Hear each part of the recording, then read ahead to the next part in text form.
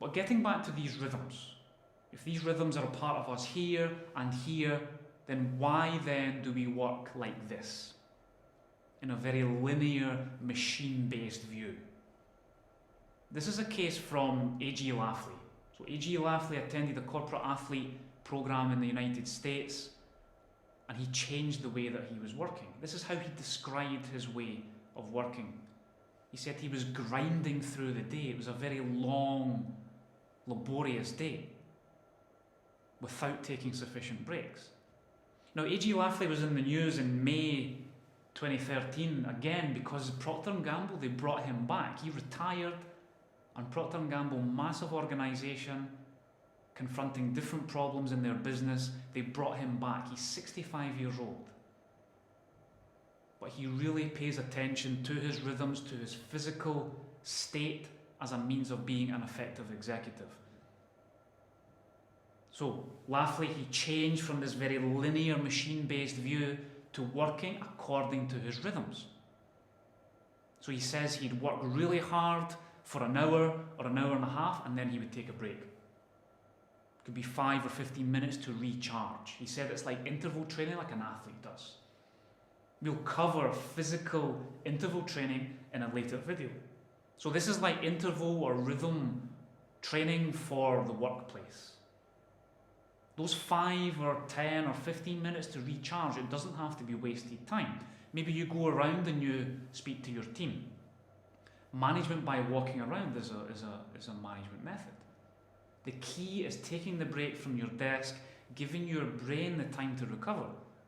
We are only capable of focusing for about 1 hour and a quarter, an hour and a half.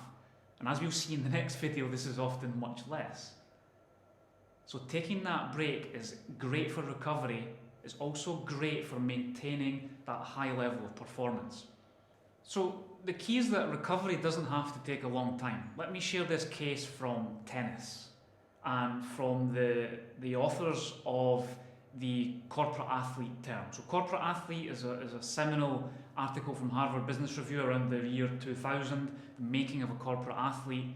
And the main author on that article, Jim Loehr, worked first of all with sports people and looking at sports performance. And in this case of tennis, they were looking at the differences between the real champions and the good professionals. And they found that it was a very small but consistent and significant difference. The champions at that time, Jim Courier, Pete Sampras, would spend just a few extra seconds on recovery between points. So they did this with video analysis, and they found that they would spend an extra few seconds on perhaps ball selection or wiping down with a towel, even though they weren't sweating, before they played their next shot. We only have 30 seconds between points in tennis, so we only took that extra few seconds. And I think we see that today with leading players like Federer, Nadal, Djokovic, Murray. They rarely lose many points on the run or many games on the run. They have a real ability to recover after losing a point, and then they can increase their performance as they go forward. So how can we do this? How can we do this as executives? Within a busy day, within short time frames, how can we fully recover within a demanding day? I'm going to show you something right now.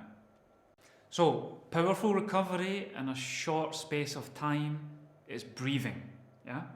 Sounds strange, but in a busy day, we often forget to breathe. It's going to be very powerful. So I'm going to show you how to breathe. Let's try it together. Very simple. We're going to breathe 3 times. We're going to breathe in through our nose to the count of 3. Really fill up our chest.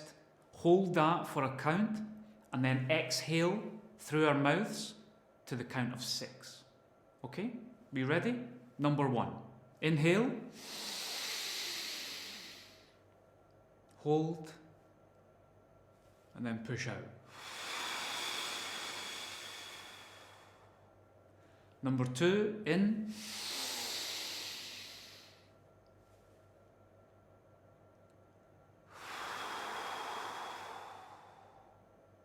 And final one, in.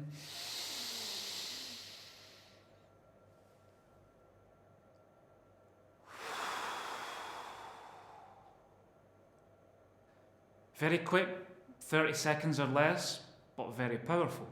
So I've worked with sports people, do this on the start line to maybe control nerves, with business people before a presentation, again to control nerves. It can be fantastic for stress reduction, perhaps in a long meeting. But one tip, don't do it in the meeting, right? So if you start this heavy breathing exercise in the meeting, they're going to look at you like, what's this crazy guy doing? Again, keeping professional conduct, finding the right time, the right space, maybe just finding a private space, even in the bathroom, closing your eyes perhaps, feeling your feet on the ground, and just taking that 30 seconds or so. 3 deep breaths is amazing. It can make a big difference to your day if you're busy, stressed, and things are just getting on top of you, okay? So try it. Very simple, but it can have a big impact.